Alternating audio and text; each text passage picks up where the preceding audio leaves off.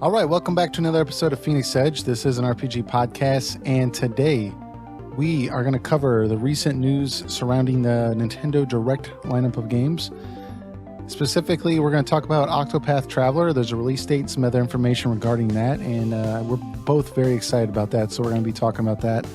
Undertale, it's coming to the Switch, and so that's exciting as well, and there's a little bit of information surrounding that I think is a little exciting, so we're going to talk a little bit more about that.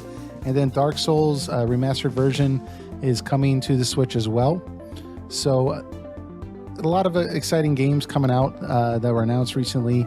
And I'm sure there's some other games that we're going to talk about in addition to that. But those are the primary focus for that discussion.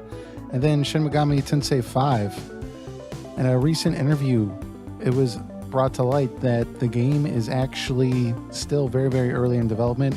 In fact, the producer said that he does not feel good he didn't feel good calling it in production until recently because they're understaffed. So there's a little drama around that and some also good news with it too. So we're going to talk about that. And then finally, we have recent news with a BioWare lead writer. He's the guy that wrote Mass Effect 1 and 2, or one of the major contributors to that story, and then also worked on Knights of the Old Republic and such. He actually left in 2012, and he came back to write for BioWare's newest action RPG, Anthem, and he recently just left mid-development again for the second time. And it seems like this is becoming a reoccurring thing, and a lot of these people are going to another company, so we're going to be talking about that. And finally, we will be hitting some listener comments that were left after last week's video regarding the Valkyrie Profile trailer, and then also looks like Matthew's opinions on why early 2000 PS2 games were so focused on graphics. But other than that, before we get into our topics, if you are listening to this on iTunes, check out our YouTube page. Just type in Phoenix Edge RPG Podcast and YouTube and hit the subscribe button there. We'll really appreciate that. And you can see both me and Eric while we're having this conversation. There'll be a little bit of game video and just some stuff for you to look at. But if you don't have time to watch, feel free to subscribe to the audio only version. There will be a link in the description. But other than that, let's get this show on the road. I've personally been playing Xenoblade Chronicles. Is there anything you've been playing this week, Eric, that you want to talk about? It's going to be pretty short. I'm still playing Radiant Historia. Starting to see more of the third alternate storylines that they've been adding into that they add into the 3DS version. And it's been really interesting to play those, and they've really well integrated them. So I've been having fun with those. But besides that, nothing new on that regard. I'm still trying to play everything, and Ni no Kuni 2 is coming up soon. I'll definitely be playing that soon. Yeah, I've been looking a little bit at that, and I might jump in too, so we'll see. But very cool. So just Radiant Historia, just plowing through that some more, huh? Yeah. Very cool. Yeah, like I said, I've been playing Xenoblade Chronicles. I'm trying to hold back my opinions on that because we are going to have a full-length discussion on that later in this month. But this is my first time going through the game, and I'm having a lot of fun with it, and I can't wait to talk about it. So I'm excited. Yeah, but it's the viewer picked one. I'm sure you're not the only one excited to talk about it. Yeah, for sure. So Nintendo Direct. There's a lot of games announced recently for the Switch that's going to be coming out. And a lot of people are very, very excited for various games outside of RPGs and with a couple of different RPGs that we mentioned earlier. But before we jump into that, what's your off-the-cuff opinion with the whole thing? Were you able to check it out much, or? Oh, yeah. I mean, I was there when the live stream first started. I know whoever knows me is aware of this, but I may have a tiny little bias for Nintendo. I usually cut them a little slack where I may be a little harder on other people. I mean, I'll still call out Nintendo when you have things like Star Fox Zero with its cumbersome control scheme or anything like that. But, Nintendo, I feel like, is still like the only company that's still doing AAA the ideal way. And like the worst that comes out of them is still better than a lot of the best that's been coming out of AAA industries lately. So, I still have a little favoritism towards Nintendo. In terms of the Direct, though, it seemed like a lot of Wii U ports were announced. They did announce a couple of cool new things, like Mario Tennis, and of course, Octopath Traveler that we're going to talk about in a few minutes.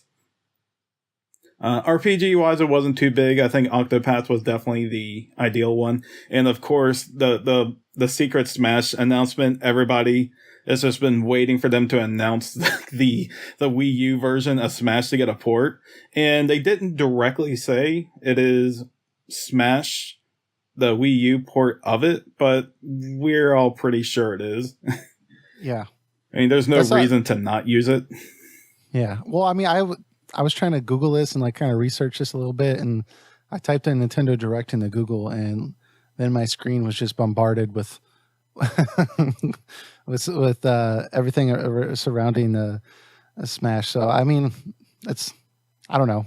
Are you excited about that? Oh yeah, I've been a Smash fan ever since the N64 era, and I played a very extensive amount of Melee. Brawl not as much, but Melee I was very much in the scene for a very long time, and the the Wii U and 3DS version of Smash are pretty great. I would say those are the ideal ones. A lot of tournament people will disagree with me on that. They'll say Melee's still the best because you can just pretty much break the game. Essentially like with like Fox, and the tournaments are essentially like Fox versus Falco tournaments nowadays, but is that the draw with each new game? Is just they add some characters? Because I've always felt like once you play, and I know this is I'm probably going to irritate a lot of people when I say this, but it's my own ignorance. But I feel like once you've played one, you've almost played them all. But I know there's a huge following, and like that's probably not the case. Conceptually, they're the same. Yeah. But they fine tune the mechanics. They bring a lot of new characters in, and the beautiful thing about Smash Bros is it's not simply like redoing. I mean, some characters are actually little reskins of others, like Ganondorf's a reskin of Captain Falcon. But the new ones they bring in, especially like new ones like Cloud Strife and Ryu and Bayonetta, they actually bring their moves from their respective games and they make it work in Smash Bros. Pretty cool. Now, how long has Cloud Strife been in this? Is this just like a recent thing, or has this been for a while? He, I believe, was part of the newest DLC that came out in 2016. Okay. They did DLC in the course of about 2 years, adding characters in, which was really, I mean, they wouldn't just like simply just add a character. They would actually make a big deal about it and add a couple in, like Bayonetta and Cloud and Corrin, I believe, all came out at the same time. Then they had like Ryu and I forgot who else. I mean, the roster is so big now. Like the original Smash Bros was like, I think like 15 characters roughly, somewhere around there. And now we have like almost 60 characters. Oh, wow. That's a lot, man. Yeah, cool. I mean, they do a lot when they make a new one. Very cool. I mean, yeah, I mean, the internet's erupting with the desire for this game, so... You will see me on it, guaranteed. Awesome. So, moving into the RPGs announced, though, we said, and I agree, you said that Octopath Traveler was probably the biggest announcement for those, at least RPG-wise. I would agree. I think one big thing we got out of it was that July 13th is the release date, and also the official name is now Octopath Traveler, whereas before it's Project Octopath Traveler, and that was like a working title. So we now know it is called Octopath Traveler.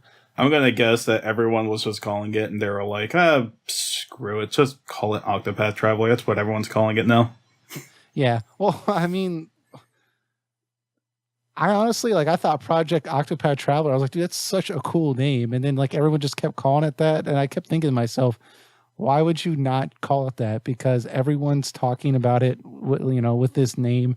It's all over YouTube. It's all over the place on social media. If you would change your name to something less known, I think it would just cause confusion. So they're just probably like, screw it. We'll just drop the project and call it Octopath Traveler. So it's a little anticlimactic because I was kind of looking forward to like what crazy name they're going to try to come up with, but it makes sense to me. But July 13th, that's close, man. It's coming up. Are you excited? I'm pretty excited. I played the demo, and the demo was pretty fun. It was made by the Bravely Default team, so I'm not really surprised it has the weird name, because Bravely Default is a pretty weird name in itself. Bravely Default Flying Fairy. Yeah, it's like. But when I played the game, I thought I was going to get something more of a traditional, like Final Fantasy like RPG, and I'm wrong on that end when I found out that you're going to have like 8 characters you play through. And I'm like, wow, this is sounding like Saga already. So when I play the game, and I'm like, yeah, this is Saga on so many levels. Like, granted, this is more of like a mainstream, easier to follow, and like more in your face direction with it, which is a good thing. I'm not calling it out for that. It is a good thing, but it's definitely not like a Final Fantasy game that people are expecting from it. Like, if you've played a Saga game before, and I recommend playing one just to get a good idea, you can like get a demo of Romancing Saga 2 on the Switch, and you can even get a demo of this game on Switch right now. You can go download it and try 2 of the characters in their introductory sequences to get an idea of how this game works. And everything seems solid. There's some minor complaints I may have, which I kind of forgot about. It's been a while since I played the demo. But I really enjoyed what I played. So, yes, I am very much looking forward to the July release date of it. I think they have a good thing going here. Yeah, what struck me about the demo when I checked it out was that the art style, Square's calling it 2D HD. And if no one has actually, that's listening to this, hasn't actually checked it out, just go on YouTube, type in Octopath Traveler, check out the trailer. You'll see it really looks like something you would see from maybe Final Fantasy VI. It does have a little Final Fantasy feel when you look at it. It looks like that kind of like pixel art style, but the whole world's 3-dimensional, but everything still looks flat. It's really weird how they found this like perfect spot of just looking unique and interesting to like walk around in, but still keep that retro feel. And what I like about it is it seems like it's a little higher budget than we're getting with a lot of the Tokyo RPG Factory games, which are trying to go after that same kind of audience with the retro feel, you know, where you have I Am Setsuna and Lost Sphere that honestly feel a little low budget to me. It just didn't feel like they had enough money pumped into it. Maybe they did, maybe it's some other issues, but when I look at Octopath Traveler, it just doesn't seem like they like cut expenses in too many places. I wasn't a big fan of what I saw from the voice acting. It was kind of, or like, I don't know. How'd you feel about that? The graphics are just absolutely beautiful. It's what I wish that the FF6 remake would have been. Oh, absolutely. Not what we got. Like, this is like some of the best pixel art I've ever seen in a game. Like, this is like modern day pixel art to be sure. And on the RPG Tokyo Factory, I can't get the name right. And I feel like the Bravely Default team are the ones who know how to hit those retro notes right. Because I tell myself, the best thing you can do is take what works in the past and make it and modernize it. That's all you have to do to get like games like this to hit the right notes. And I think, despite some minor faults with Bravely Default, I believe it hit those notes right. They made a unique battle system that didn't feel overwhelming, and a cool job system. And even this game, I don't know if they've going to change anything between the demo and now. Sorry, excuse me. But everything felt simple. It felt solid. You know, it didn't feel overbearing. And, you know, the story was already interesting just from these demos alone. Like, it instantly captured me already, whereas, like, Tokyo RPG Factory games, like, I just felt bored from the start. I'm like, are we going somewhere already, or...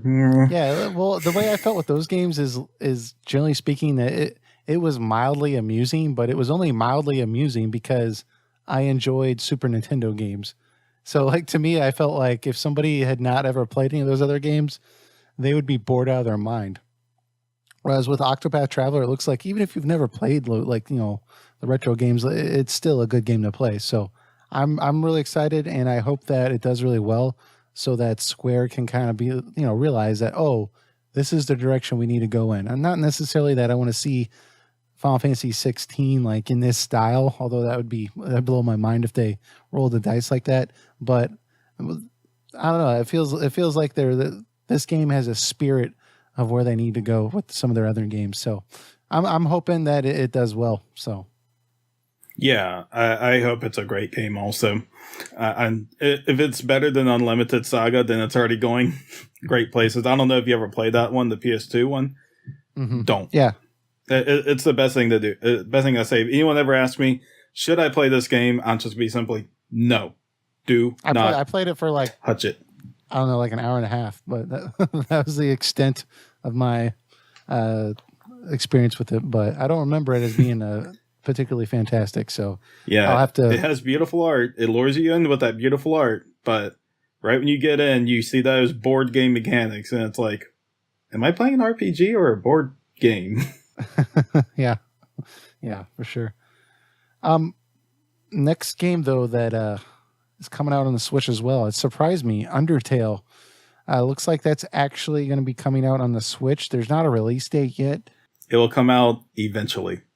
Yeah, eventually. Isn't that what the developer said? I don't know. Yeah, it literally said in the trailer. It said coming to Nintendo Switch eventually. Yeah, dude. You gotta love their sense of humor. Yeah, because I was looking at the Steam page, and I was looking at all the crazy good reviews, and then I looked at the the editorial like quotes from Destructoid and IGN and stuff like that, and like all of them said 10 out of 10, but like the quotes were like, I found the user interface lacking, and like just like stuff that like was like they didn't like about the game, and like they were using it as quotes for like their own game, like, hey, look how great our game is. They found the user interface lacking. I don't know. It made me laugh, but yeah, that game, I don't know if you ever played it, but the game itself has crazy good sense of humor, and it's a game definitely worth picking up. I think the Switch is going to be the first time it's ever been in some form, or like some portable format. It was like on PC for the longest time, then it finally hit consoles eventually, but now it's going to hit Nintendo Switch. So, I mean, I'm kind of surprised. Well, I'm not too surprised. That game has a lot of like crazy mini game like stuff in its battle system you have to do. So I can't really see it coming to mobile. It could come to mobile if they put a little more time into it, but the game's not really set up for it. So, but it's set up for the Switch just fine. And if no one's ever played it and don't have a PS4 or anything to play right now, and you rather have it portable, it's the way to go. It's a solid game. I highly recommend it. Yeah, it's one of the few games that's like actually gotten a 10 out of 10 all over the place. So highly recommended. One thing that I did kind of grab from this announcement was the fact that Nintendo actually reached a deal with Yo-Yo Games, which is the developer or creator of the Game Maker Studio engine, which is the engine that was used to make Undertale. So Nintendo they reached a negotiation or a deal with Yo-Yo Games so that engine can now be supported on the Nintendo Switch. And that's a big deal to me because there's other games that were people want on the Switch but never came out that were made with Game Maker. So one of those games is like Hyper Light Drifter. I believe that never came out on the Switch, and there's some talk about it, but it never ended up happening. So there's a possibility that game could come as a result of this deal, and I could see a lot more indie games hitting the Switch, even more so than it already has been. So, I mean, I think that's a big deal because, I mean, that game engine, you can go on their website, and if you just want like the basic edition, it's like $40. I mean, yeah, if you want to sell something on the Switch or something, I think you have to get like the $400 license, but it's very cheap to get in. So I think that's a good thing, Nintendo's been killing it on the indie scene. Like every week they have like 5 to 6 indie games coming out. Yeah. Like, you have a wide selection from there. Like, the Switch has like been one of the greatest indie machines ever. I mean, it's got its beautiful Nintendo games on top of that, but like the majority has been indie games. Yeah, and that's so crazy to me because there was this stigma around Nintendo, like that they were kind of like very like cold and they didn't want like anything on there that like wasn't, I don't know, AAA, or like it wasn't their own property or something. Oh The yeah, idea, go ahead. yeah, definitely with the Wii U, that was the case. And like even like the Switch when it first came out, like like any like indie or third developer, like, well, hold it, let's see how it goes, Let's see, we get another Wii or a Wii U. Turns Yeah. out Switch got even bigger than a Wii. It's and as soon as that happened, every indie and third party are like, okay, we need our games on that device now.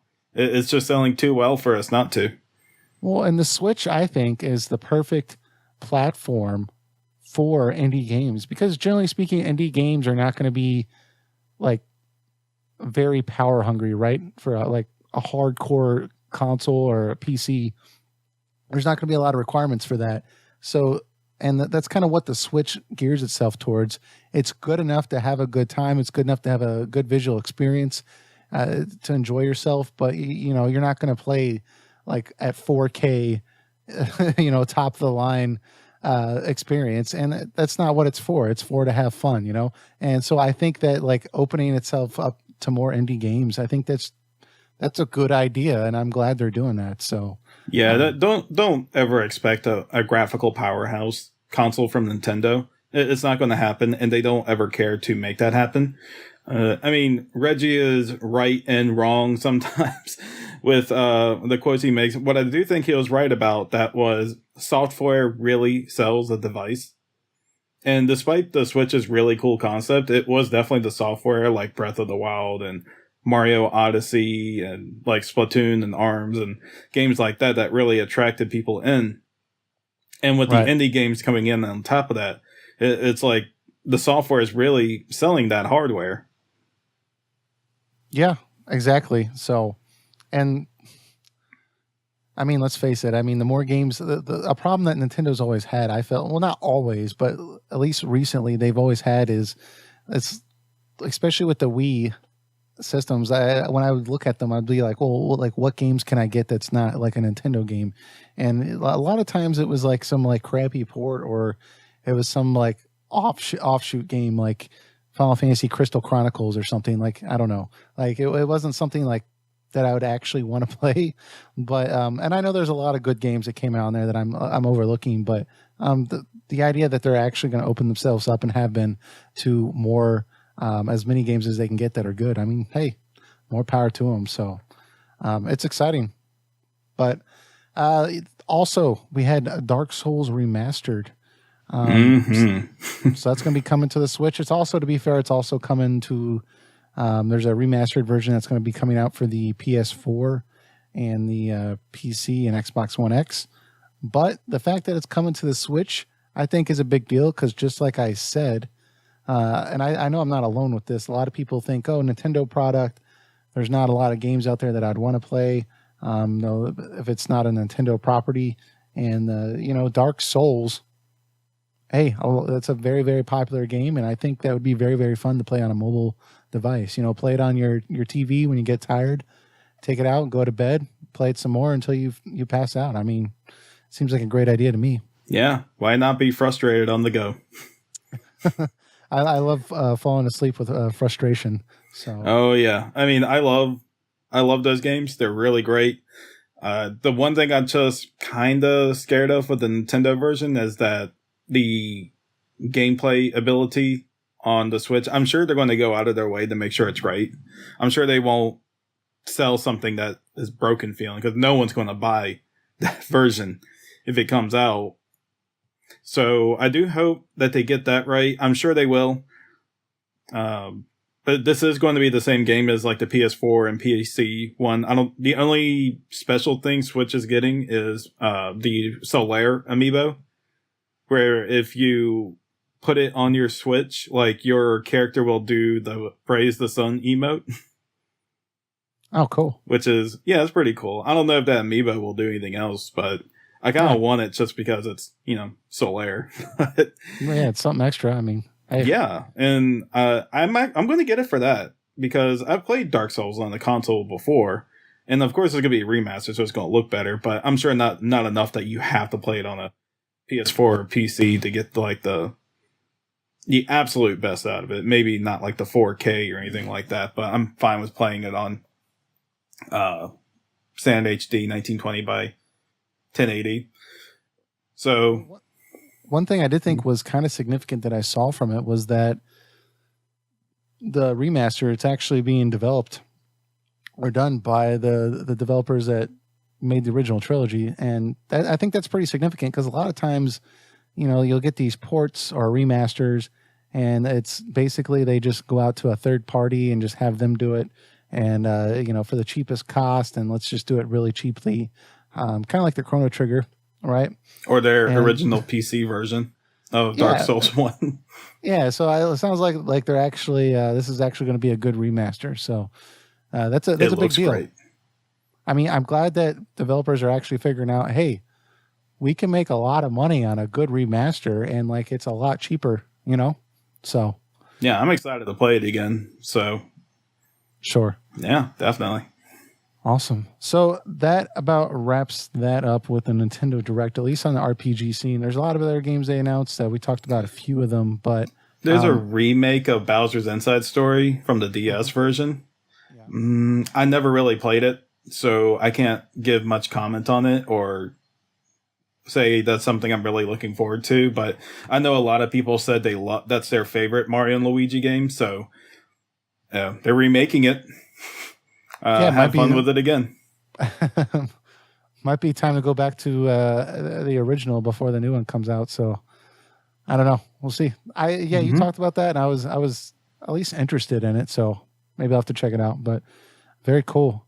One game that we did not hear about, which I didn't think we were, but Shin Megami Tensei 5. That game actually. A lot of people, for some reason, were surprised that it was coming out on the Switch. It was announced about a year ago, and I don't know. I guess some people really wanted a console version, but it was announced a year ago, and the producer of the game in a recent interview actually stated that he didn't feel comfortable publicly stating that the game was in development until just recently because they've been understaffed, which for some fans looking forward to the game, they were under the illusion that the game was in farther along than it seemed. But did you have any thoughts with that? I mean, because I know you're familiar with the series, and it seems to me like the game, it's been on the console in the past, but it's also been on a mobile. So I didn't think it was that strange. And it's not like the Switch is a Game Boy Color, so it's not like it's going to be a poor visual experience. But it's, I don't know. Are you disappointed that it's still a ways off, or what do you think? Really, I do really like the main Shigami Tensei games, but I'm not exactly looking the calendar every day for it.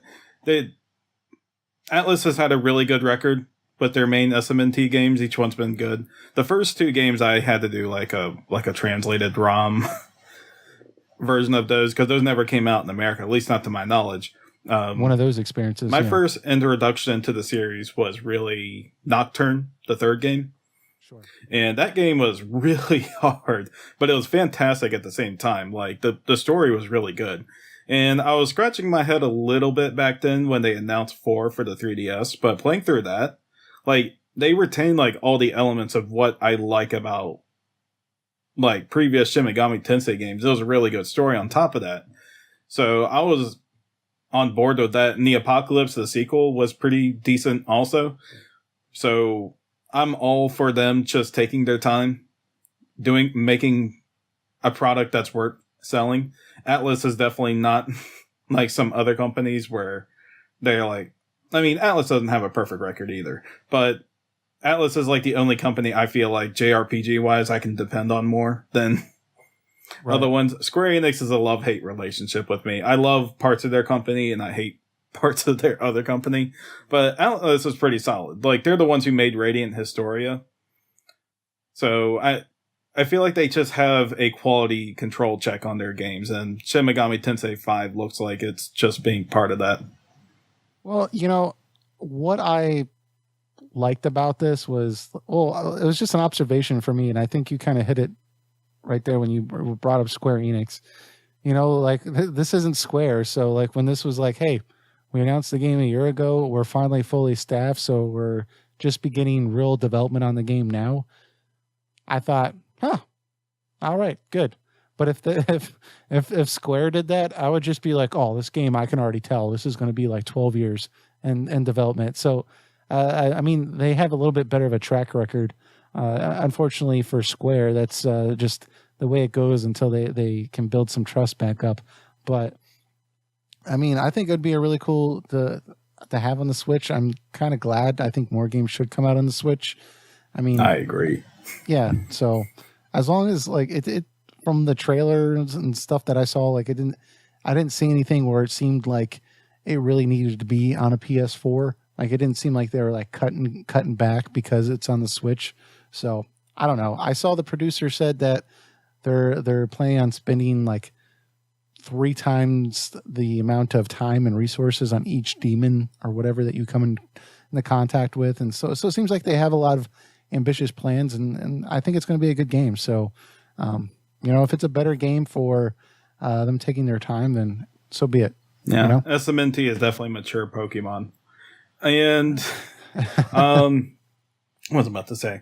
Yeah, the thing is, like, a lot of games, especially RPGs, they stay in the conceptual stage for actually a pretty long time. So I'm not too surprised that they haven't started development on it yet. I'm sure they're getting all their blueprints straight and whatnot, and they're just announcing now they're just getting development started. I know there's a lot of RPGs in the past that have done this also. It's more common than you think. I think maybe people may have taken it the wrong way, or maybe there is more trouble than they may have anticipated when they first announced it. Who knows? But it sounds like things are under track anyway, so I don't think there's anything to worry about. If anyone's worried about any development issues with it. If Persona 5 was a garbage dump, then maybe people would be worried about it, but it was pretty good. So SMT is their bread and butter. They won't let anything bad happen to it. Yeah. Very, very cool. So I'm looking forward to it, but on to our next topic. We have more stuff with BioWare. It seems like that company is just done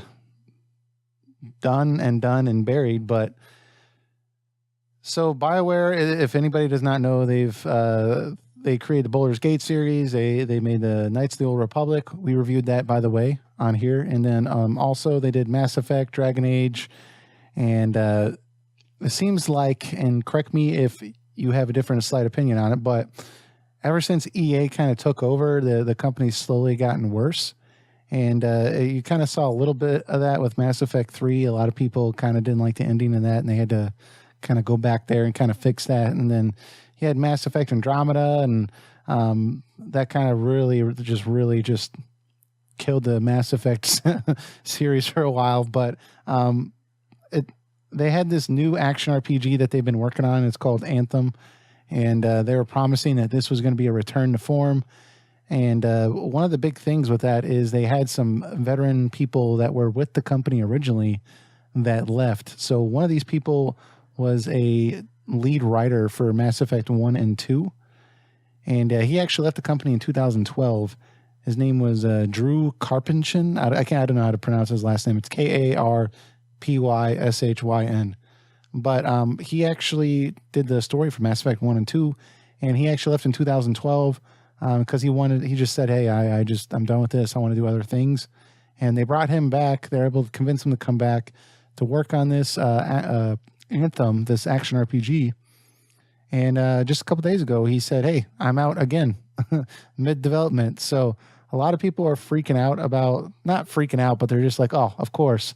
And this just follows up with, we had the guy that wrote Knights of the Old Republic. He left in 2012. A year ago, I think he had the creative director of all the Dragon Age games. He left BioWare. So it just, a lot of people, BioWare is their favorite company for, story or narrative based games. So it's a big deal. I can understand, but there is a little bit more to like where some of these people are going. But first off, did you have anything you wanted to add with just the state of BioWare? Well, they definitely became more mainstream after EA bought them out. Mm-hmm. I would say I haven't enjoyed BioWare games as much. I liked Inquisition. Yeah. But Mass Effect 3, like, not even counting the ending. I mean, the ending was bad, but I didn't get mad over it. Like, it kind of left just a bad taste in my mouth. And just like BioWare games after that, I haven't really paid much attention to. But isn't Anthem coming... If Anthem's coming out in 2019 and we're like a ways into 2018, I would imagine the writing is done already. Or at least the writing is done in a broad sense that... Like conceptually? Yeah. That, like, you may not need him anymore. Like, I don't know how involved he was with the finer details of the writing. Yeah. So here's the thing that I was kind of, because I was kind of looking this up a little bit.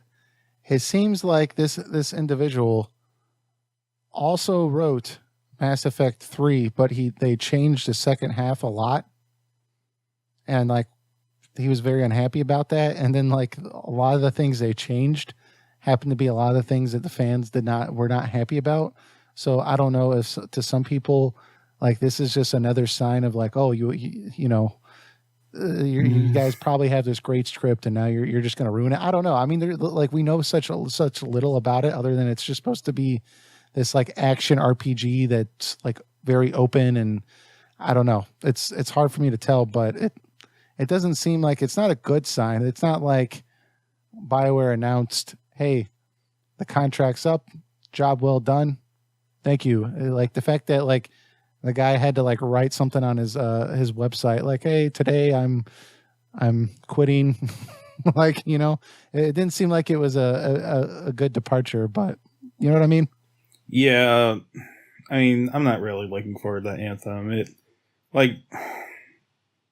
I'm not really into those multiplayer type RPG games. I tried Destiny for a little bit and I was just like bored immediately by it. I don't think Anthem's going to be anything like, it looks great graphically, but I think it's just going to be riddled with that AAA madness that's been going on lately. And I haven't really been buying, like, I've been very selective about who I buy AAA games from. I haven't bought a game from EA and been probably a few years now, and it's not like a stance or anything. I'm not like, I'll never buy EA games again. It's just, I haven't. It's just no games they've come out that just like particularly interested me or anything. Have you checked out, EA has their own website that they're trying to compete with Steam. Origin? All their game. Yeah. Have you checked that out? Yeah, I had to. Now, I did beta test the first Battlefront game. Someone wanted me to do it, so I went on it. But I've never purchased anything off Origin before. Like, I deleted it off my PC after I did the beta. Yeah, I checked it out the other day because I hadn't seen it in a while, and I was like, "Oh, this is probably a horrible website." And I looked at it, and they had like every EA game was like 90% off, and I was like, "Whoa!" So yeah, they're really trying to draw people in there. Yeah, let's do the Steam thing and just make everything on sale. Yeah, I almost signed up, but I was like, "Nah, I got to create an account," and then no. But so another thing that was kind of announced with that recently, though, is like I said, the senior writer for Knights of the Old Republic, which had a great story, and this guy also worked on, that just left. He also worked on Knights of the Old Republic, but more so on Mass Effect 1 and 2. They're both going to be writing and working for a new company called Fogbank Games, which is a division of 21st Century Fox. And they're working on a new narrative-based game, or a narrative game. It's, a game that's going to tell a story like all the other games they worked on that we enjoy.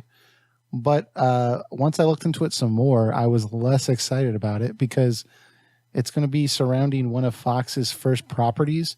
And they didn't disclose what that was, but there's only 4 properties that could be. It's either going to be a Simpsons game, an Alien game, a Home Alone game, or a Die Hard game. Now, if I had to pick from those 4, I was thinking Married with Children. Oh, oh boy! I hope not. I don't know. I could one that makes comment at a shoe store. What do you do?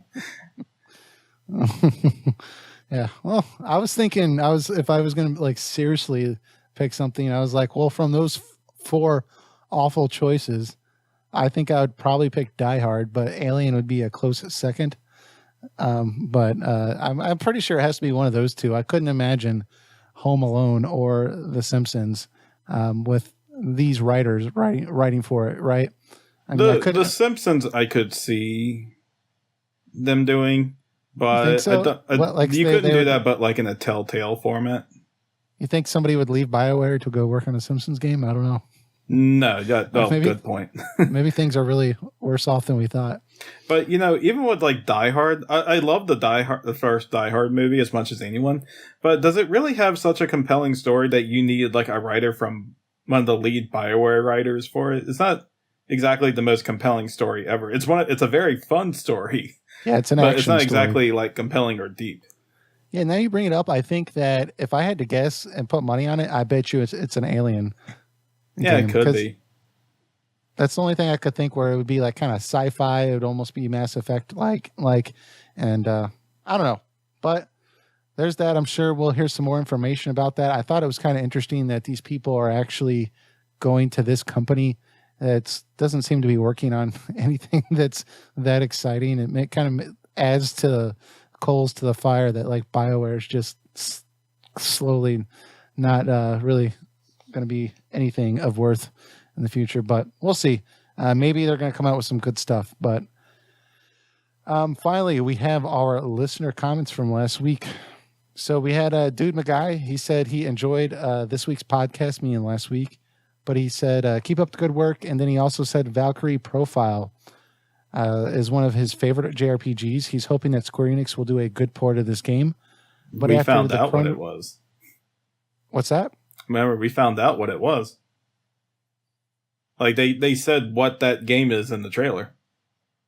Didn't you say it was based off the PSP version, off the PS1 version? From what someone told me, it's going to be a mobile version of the PSP remastered game of the PS1 version of Valkyrie Profile. So they're basically taking the PSP remastered version and porting it to iOS and Android. No confirmation for North America yet. It's Japanese only game right now. Assuming it does come out here, does that make you nervous, or are you just fine with? I mean, if it's just a straight port of the game, they do the touch controls well. I mean, fine with me. As long as they don't add any free to play crap in it. Yeah. Well, he does point out a good point here. He says he's hoping that Square Enix will do a good port of the game, but after the Chrono Trigger debacle, I'm not holding my breath. We'll see what happens, I guess.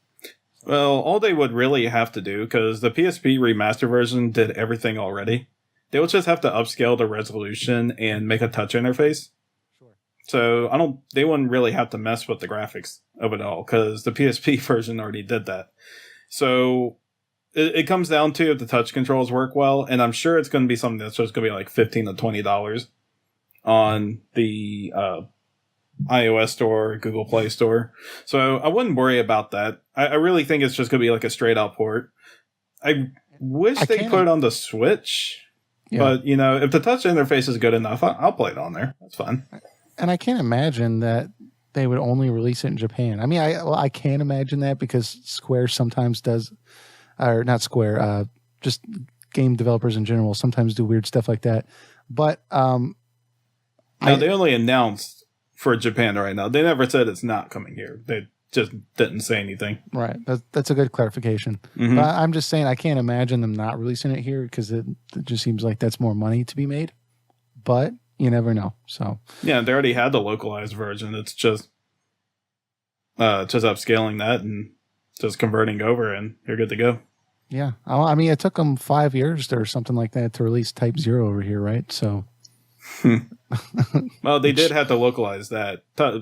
Valkyrie Profile, Lilith already has its localization done. Yeah, so a little less work. Mm-hmm. Very cool.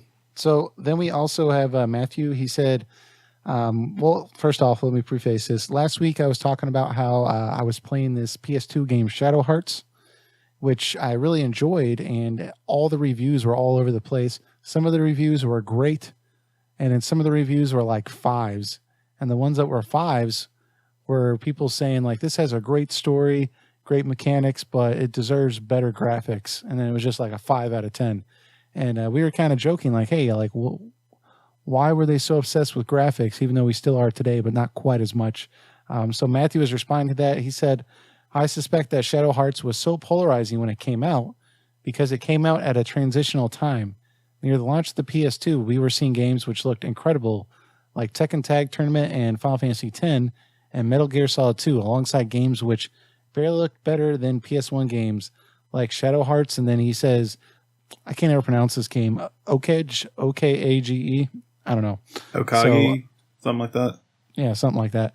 And I think that's a good point. I mean, you know, right around that time when that game came out, Final Fantasy X had just come out, and like that kind of really got everyone's attention. There was such a huge leap from the PlayStation 1 to the PS2.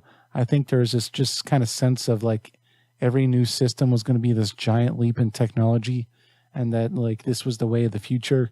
So I think that, you know, when a game comes out and it's just, you know, it's just really good looking instead of just jaw dropping.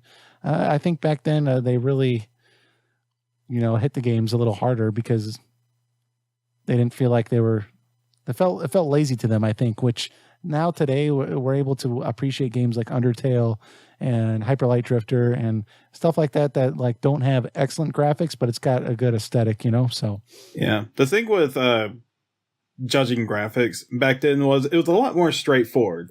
It wasn't really just like, well, this game doesn't run at this certain frame rate at, you know, at this type of resolution, or the draw distance isn't that great in this game. That's more like the criticism you see today. Back then it was like, it was very straightforward. Like this is a 128-bit game, but it actually looks like a 64-bit game. You know, it was so much easier to do that. And then you had like, and that was just advertising everywhere. It's just the mindset that the gaming companies were selling with. It's like this new 16-bit power system. It's like with blast processing, nothing that the Nintendo can't do. Yeah. And, you know, stuff like that. So, you know, it was very straightforward, cut and dry. It was like, these graphics look more polygonal than this, and you know, and it was kind of easier to judge on that front. But nowadays, like I said before, it's like I'm not even taking the aesthetic type games into account, and it's like if you just can't see the the hair on the back of a squirrel's ass from a mile away, like in your games, it's, you know, someone's got to make a complaint about it in the game. Well, but to knock something down to a 5 out of 10 is a little obnoxious, but you know. Yeah, it might have been someone just being a little too overcritical with it.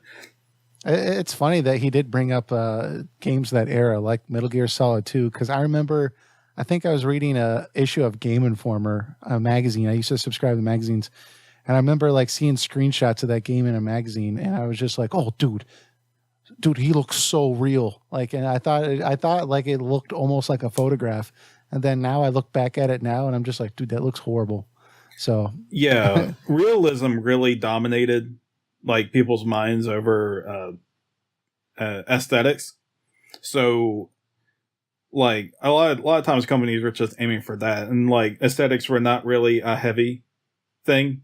Until like actually later, like recently, like these type of years, like past like 2005 or something like that. Because I remember when Wind Waker was first announced, and you know, there's all sorts of different reasons people were kind of upset about Wind Waker, was because, you know, they saw the GameCube tech demo and it was just like a 128-bit Ocarina of Time, and they were just wanting that, and then they announced Wind Waker with these like cartoon visuals and everything, and like people were so upset. I mean, I think I was like one of the kids around that time that was like, I like this. This is pretty cool. Yeah. Like, I was very, especially with Zelda, I was very open to things. So I was like, you know, this game still looked great and fun. They're like, well, it looks like something for babies. I just remember back in the day. I was going to say, that sounds like something I would say, like, back then. Like, I wasn't one of these people that was, like, so obsessed with graphics. I was kind of like, I either want it to look really real or I want it to look like Final Fantasy VI. Anything in between that, I'm not happy. But yeah, and I think people are definitely more open to aesthetic games today, especially since the indie scene has popped around. Like Celeste came out, and that's a gorgeous looking pixel art game. Mm-hmm. And even Octopath Traveler that we're talking about, I mean, like people were, sheesh, were like, just so upset about like certain other games not looking as great as they could graphically, and then like everyone's like, let's go back to the pixel era, and Well, like here we go. This was a slight tangent, but I mean, I was looking up on Undertale, and like the main guy that kind of headed that project, Toby Fox, I think his name is. He's worth like $3 million now, and the game cost $50,000 to make. And I guarantee you, like AAA developers are just looking at that like, what in the world is going on? This guy spent $50,000. The game kind of looks like crap, and it's getting 10 out of 10s, and like it's getting like ported to like different systems, and everyone loves it. And then we're spending like millions upon millions of dollars on this game. It took like 7 years to make, and like everyone craps on it. It's to me, it's good. So I don't know. Just aesthetics have its place now, and it didn't have it so much back then. Essentially, I hope it stays. So me too. But I prefer aesthetics over realism. Just personal preference. Yeah, and well, you're getting old, but. Yeah, I am. All right, so that wraps up another episode of Phoenix Edge RPG Podcast. If you're still watching at this point or listening, we'd really appreciate if you'd hit that subscribe button on the YouTube channel.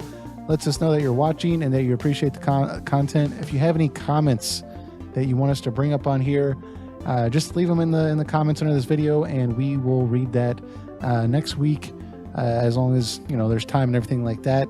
And obviously any questions, or if you have suggestions for topics, we really enjoy that. Sometimes we have a hard time finding what we're going to talk about in the following week, and so when you guys suggest topics, it really gives us some ideas, so we really appreciate that. But other than that, we will catch you all next week. See ya.